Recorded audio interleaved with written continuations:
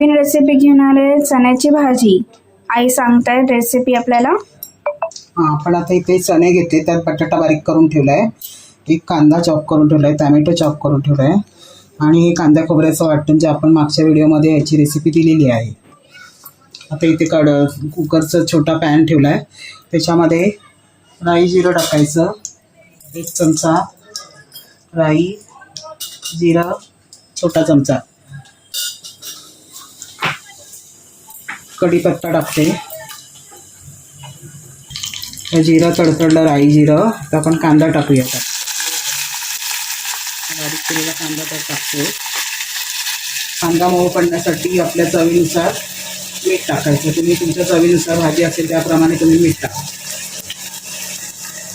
आता कांदा आपला मऊ झाला आहे तेलामध्ये, त्याच्यानंतर आपण टोमॅटो टाकूया।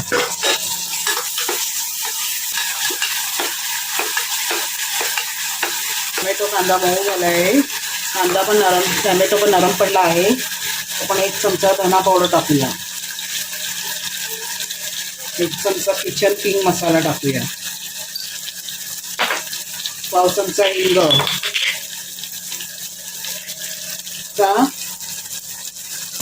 गरम मसाला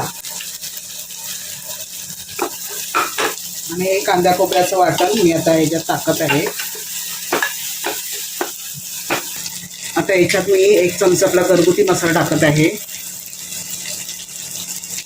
1 चमचा कांदा लसूण मसाला, 1.5 असं कांदा लसूण मसाला टाकते आणि 1 चमचा संडे स्पेशल मसाला।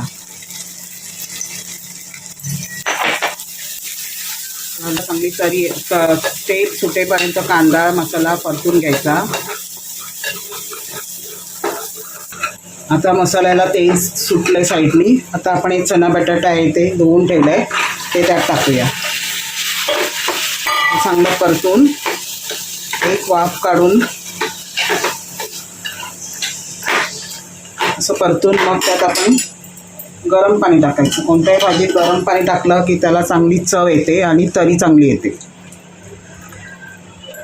झाकण घालून कुकरला झाकण 4 शिट्ट्या करायच्या होतात। चण्याची भाजी तयार। ही चण्याची भाजी आता झाली आहे। आपण गार्निशिंग करून कोथिंबीर वरून पेरून ही भाजी चण्याची भाजी तयार आहे।